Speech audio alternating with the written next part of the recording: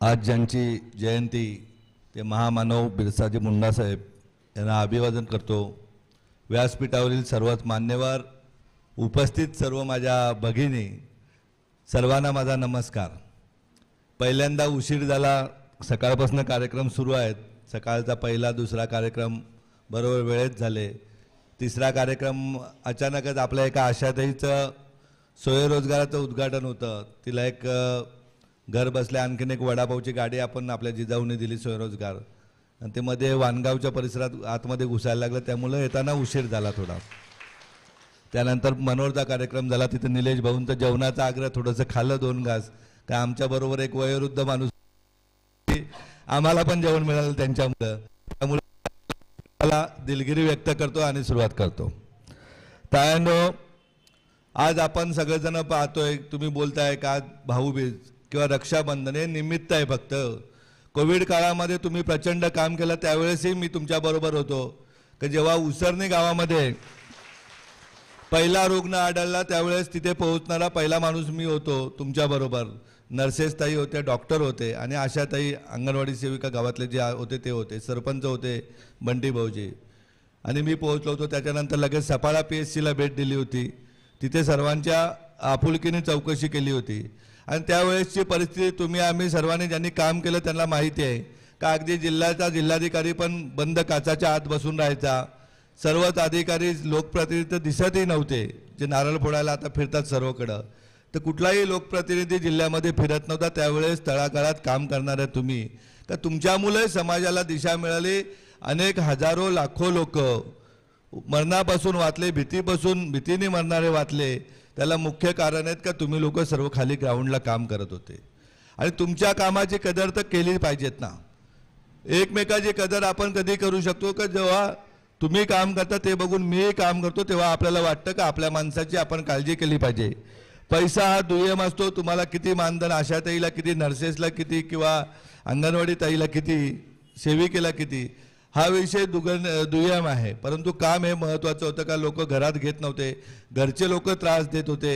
अगदी रस्त्यावर आमच्या महिला पोलीस ताई असायच्या, हॉस्पिटलमध्ये नर्सेस ताई असायच्या, का 8-8, 15-15 दिवस घरी जायचं भेटायचं नाही।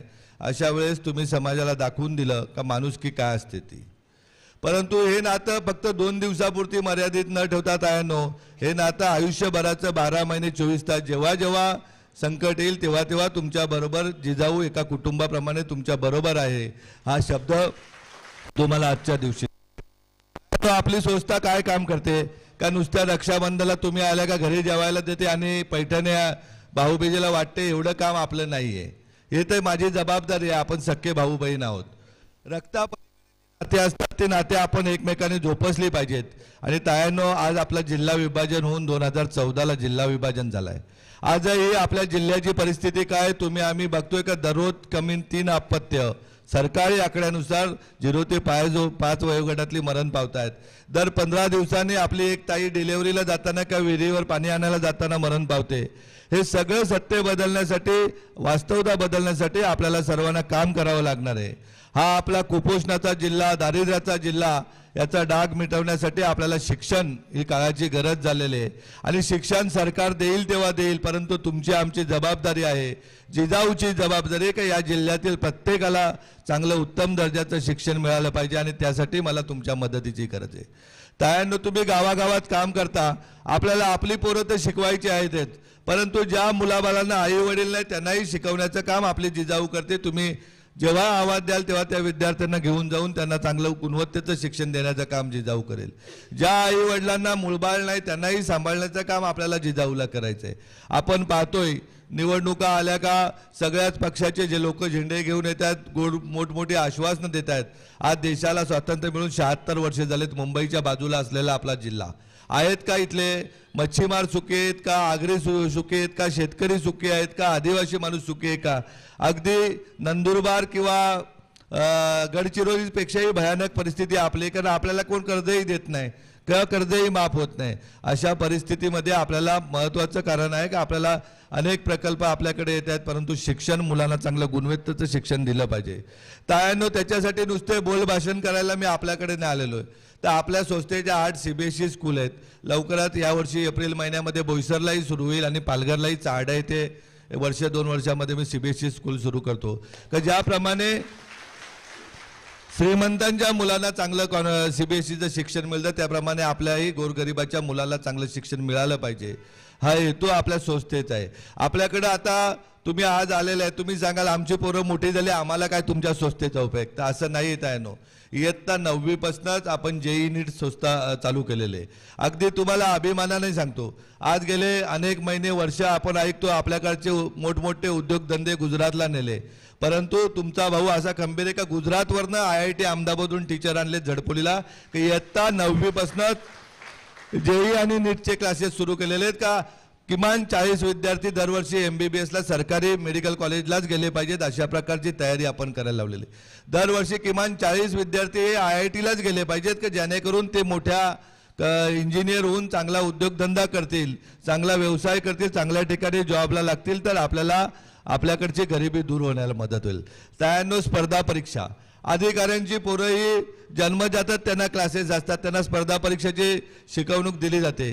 काही राजकारण्यांची मंडळी पण प्रयत्न करतात का आपली पोरं कुठेतरी शिकतील का, पण तुमच्या आमच्या पोरांच्या काळजीसाठी आपल्या जिजाऊंनी इयत्ता 9वी पासूनच स्पर्धा परीक्षेचं फाउंडेशन क्लासेस सुरू केलेले. आपल्याला माहिती आहे आपल्यातला कोण पंतप्रधान होईल का नाही माहिती नाही, परंतु तुम्हाला मी अगदीच जबाबदारीने सांगतो, आज भाऊबीजेच्या दिवशी पंतप्रधान कार्यालय चालवणारे विद्यार्थी आपल्या मातीतून जातील, अशा प्रकारची व्यवस्था आपण UPSCच्या मार्फत झडपोलीला केलेली आहे. आज आपण बघायला गेलं तर न्याय व्यवस्थेमध्ये किती लोक आपले आहेत, वकील आपले भरपूर येतो, प्रत्येकाचे नातेवाईक, पण वकील काय बघतात, माझा आणि गोविंद शेठचं भांडण कसं होईल, दोघांकडून 2 वकील कसे पैसे कमावणार, एवढाच आपला उद्देश असतो. न्याय व्यवस्था आपल्याला उभी करायची, आपल्याला आपल्यातून समाजातून न्यायाधीश उभे करायचे, त्यासाठी फाउंडेशन क्लासेस झडपोलीला इयत्ता 9वी पासूनच सुरू आहेत. जे पैसे येतात, आज आपण बघतो उद्योगधंद्यातनं पैसे येतात, छोटे मोठे धंदे करतात आपली मुलं, परंतु व्हॅट, GST, इन्कम टॅक्स यांनी प्रचंड परेशान होतात. आणि बघायला गेलं तर आपले लोक किती मराठी माणसं CA मध्ये आहेत, तर आपण CAचंही शिक्षण आपल्याला आपल्यातील विद्यार्थी तयार करायला लावले, त्याचेही फाउंडेशन क्लासेस तयार केले. आपल्याला किमान दरवर्षी 40 CA झाले पाहिजेत, 40 न्यायाधीश झाले पाहिजेत, 40 चांगले अधिकारी झाले पाहिजेत, आणि 40 विद्यार्थी गव्हर्नमेंटच्या मेडिकल कॉलेजला गेले पाहिजेत, आणि 40 विद्यार्थी IITला गेले पाहिजेत. अशा प्रकारचं आपल्या जिजाऊचं स्वप्न आहे. हे एका शाळेतून आहे. तर जिथे जिथे शाळा होतील तिथे तिथे असे 200 विद्यार्थी दरवर्षी उच्च शिक्षण घेऊन पुढे मार्गाला लागतील, अशा प्रकारचं स्वप्न पाहते जिजाऊ. उरलेले विद्यार्थी तेही माणसं आहेत. आज आपण बघायला गेलं तर पालघरला पोलीस अकॅडमी सुरू केली, आपण लायब्ररी सुरू केलेले, का जेणेकरून जास्तीत जास्त युवकांना युवतींना नोकऱ्या कशा मिळतील. गट क ड मध्ये जास्तीत जास्त पोरं 10वी 12वी झालेले ते उद्या क्रिकेटच्या बॅटी घेऊन इकडे तिकडे फिरण्यापेक्षा, किंवा आज याचा झेंडा खांद्यावर उद्या त्याचा झेंडा खांद्यावर घेण्यापेक्षा प्रशासनात कसे लागतील यासाठी आपली संस्था प्रयत्न करते. या वर्षीचं स्वप्न आहे आपलं का किमान 5000 विद्यार्थी सरकारी सेवेमध्ये लागले पाहिजेत. त्यासाठी तुमचे कोणी भाऊ असतील, पुतणे असतील, मुलं असतील, मुली असतील, त्यांनाही आपल्या जिजाऊच्या पोलीस अकॅडमीमध्ये दाखल करा. 100% नोकरी देण्याचं काम जिजाऊ करेल, हा शब्द तुम्हाला देतोय.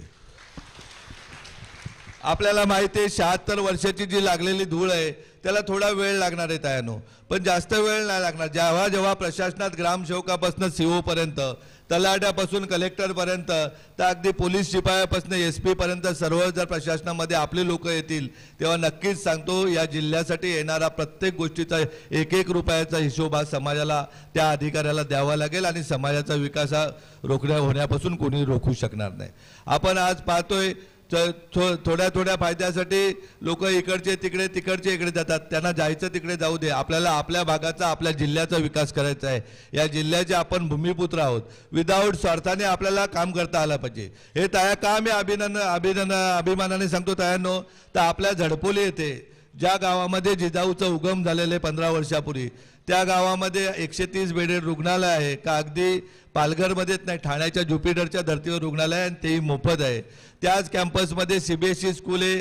जेव्हा 2015ला मी सांगितलं होतं की सिंगानियाच्या धर्तीवर, मी तर सांगेन देशातली पहिली CBSE स्कूल असेल का जिथे मोफत शिक्षण अगदी वह्या पेन जेवणासहित सर्व मोफत दिलं जातं आहे. त्याचबरोबर स्पर्धा परीक्षांसाठी संपूर्ण महाराष्ट्रातल्या प्रत्येक जिल्ह्यातून विद्यार्थी तिथे आपल्याकडे येत आहेत आणि अनेक प्रकारचे अधिकारी होत आहेत. आज किमान 2000च्या आसपास आपल्या संस्थेतून अधिकारी पदावर लोक बसलेले आहेत, विद्यार्थी बसलेले आहेत. अगदी आई वडील नसलेला मुलगाही IPS होऊन नुकताच अमित शहा हैदराबादला आले होते, त्यावेळेस त्याची नेमणूक पश्चिम बंगाल येथे करण्यात आली.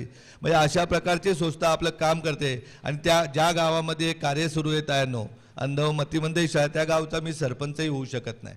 आपल्या जिल्ह्याचा ठरवला तर मी आमदार खासदारही होऊ शकत नाही, जिल्हा परिषदचा अध्यक्षही होऊ शकत नाही. परंतु आपल्याला वाटतं आपण ज्या मातीत जन्म घेतलेला त्या मातीची सेवा करणे, देशाची सेवा करणे, त्यासाठी आपल्या संस्थेचा उपक्रम सुरू आहे. आणि हे तुमच्या पालघर बोईसरसारखे कार्यक्रम नाही, उद्या एखादा कार्यक्रम घ्यायचा नाही, इंडस्ट्रीमधनं हप्ते घ्यायचे, हे आपल्याला नाही करायचं. तुमच्या माझ्या तोंडावरचं जे तेज आहे हे असंच अविरतपणे राहिलं पाहिजे. त्यासाठी कष्टातून आलेल्या पैशातून, चांगल्या पैशातूनच चांगलं काम केलं जातं आणि त्याची पेरणी होऊन आज चांगल्या प्रकारे रिझल्ट येऊ लागला आहे. त्यांनो आपल्याला एक माणूस मोठा करून कधीही समाज मोठा होणार नाही. तुम्ही आम्ही सर्वजण जेव्हा मोठे होऊ तेव्हाच आपला समाज कुठेतरी मोठा होईल. जाती भीती बाती धर्म याच्या पलीकडे आपल्याला जाऊन काम करायचं आहे, मानवतेच्या दृष्टीने आपल्याला काम करायचं आहे. आपला समाज, आपला जिल्हा हा आपला जिल्हा आहे. आपल्या जिल्ह्यातील प्रत्येक माणूस त्याच्या आरोग्याची, त्याच्या मुलांच्या शिक्षणाची काळजी घेणे तुमचं, बहिणींचं आणि माझं, मी भाऊ तुमचा, आपलं सर्वांचं आद्य कर्तव्य आहे. आज जाताना तुम्ही मनाशी एकच स्वप्न घेऊन बाळगा का जन्माला आलोय आपण. आज जरी मगाशी अंगणवाडी ताई बोलली का पगार किती मिळतो, भत्ता किती मिळतो, तो महत्त्वाचा नाही. माझ्या आयुष्यात मी काय केलं असं जर कधी मागे होऊन पाहायचं असेल तर आज एक जाताना स्वप्न घेऊन जा. तुम्ही ज्या कार्यक्षेत्रात काम करताय त्या कार्यक्षेत्रातला एक मुलगा तरी मी IAS करून दाखवेन, जिजाऊच्या मदतीने IAS करून दाखवेन, अशा प्रकारचं स्वप्न आज घेऊन जा. आणि नक्कीच सांगतो तो आनंद खूप वेगळा असतो तायांनो. जेव्हा आपल्या सर्वांच्या आशीर्वादाने एखादा पोरगा नोकरीला लागतो, एखादी मुलगी नोकरीला लागते आणि त्यांचं घर जेव्हा सुखाने चालतं तेव्हा तो आनंद खूप सगळ्यात मोठा आनंद असतो. पैसेवाले तर आपण खूप पाहिलेत, हजारो कोटीचे धनी किंवा लाख लाख कोटीचे धनी कोविड काळात आपण बघितले तडफडून मेलेले आहेत. त्याच्यामुळे आपण जन्माला आलोय, कोविड काळात आपण सर्वजण वाचलोय. तर आता आणि त्याच्यात तुम्ही बहिणी आणि मी तुमचा भाऊ, ही आपली एक जोडी चांगली जमलेली आहे. तर आपण काहीतरी चांगलं करून जाऊया. प्रत्येकाने डोक्यात घ्या की इयत्ता 9वीपासूनच एखादा मुलगा किंवा मुलगी जे हुशार आहेत ते झडपोलीच्या अकॅडमीत द्या. त्यांनी पाहिलेलं स्वप्न, जिजाऊंनी पाहिलेलं स्वप्न, हे जे आपल्या जिल्ह्याच्या विकासाच्या दृष्टीने असेल, त्याला डॉक्टर व्हायचं तर त्याला डॉक्टरकीचं शिक्षण 100% आपल्याकडून दिलं जाईल. ज्याला इंजिनियर व्हायचं आहे त्याला IITला पाठवण्याचं काम केलं जाईल. ज्याला स्पर्धा परीक्षेचं शिक्षण घ्यायचं आहे त्याला 100% 21व्या वर्षी देशाच्या 20 लाख विद्यार्थ्यांमध्ये पहिल्या 10मध्ये कसं येईल यासाठी 100% तयार केलं जाईल आणि तो तयार होऊन रिझल्ट मिळेल. CA क्षेत्रात किंवा न्यायव्यवस्थेमध्ये जास्तीत जास्त मुलं कशी जातील यासाठी आपण एकत्रित प्रयत्न करूया. आणि मला नक्कीच खात्री आहे का तुमच्या सर्वांच्या आशीर्वादाने हा पालघरचा जो लागलेला कुपोषणाचा डाग आहे हा डाग लवकरच पुसून जाऊन एक प्रगत जिल्हा, सर्व जाती धर्माने एकत्रित राहून एकत्रित नांदणारा एक प्रगत जिल्हा म्हणून याची ओळख नक्कीच होईल.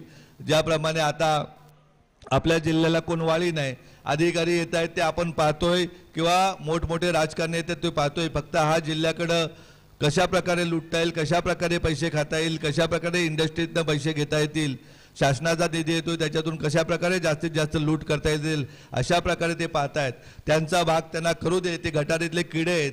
आपण चांगलं काम करू, आपण चांगली माणसं निर्माण करू. प्रत्येक व्यवस्थेमध्ये आपल्याला आपली पोरं जेव्हा निर्माण होतील तेव्हा आपला पालघर जिल्हा हा सोन्याचे अंडे देणारा जिल्हा हा नक्कीच जगाला पाहायला मिळेल एवढी तुम्हाला मी खात्री देतो. आणि थांबतो. आपणही कधीतरी या झडपोलीला आणि भेट द्या. काही एक छोट्याशा गावामध्ये 200 लोक वस्तीच्या गावामध्ये एका शेतकऱ्याच्या मुलाने जर ठरवलं क्रांती काय करायची तर आज 2000 विद्यार्थी संपूर्ण महाराष्ट्राचे गुण्यागोविंदाने जेवण खावण्यासहित आपल्या घरी आपल्या झडपोली येथे राहत आहेत.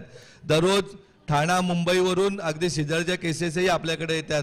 महिलांसाठी गर्भपिशवीचा कॅन्सर मोठ्या प्रमाणात वाढतोय, त्याही तायांची काळजी तुम्हाला गावोगावी घ्यायची. प्रत्येक पीडित हा आपल्या कुटुंबातील असून त्याला सेवा देण्यासाठी तुम्ही आम्ही आता तयार होऊया.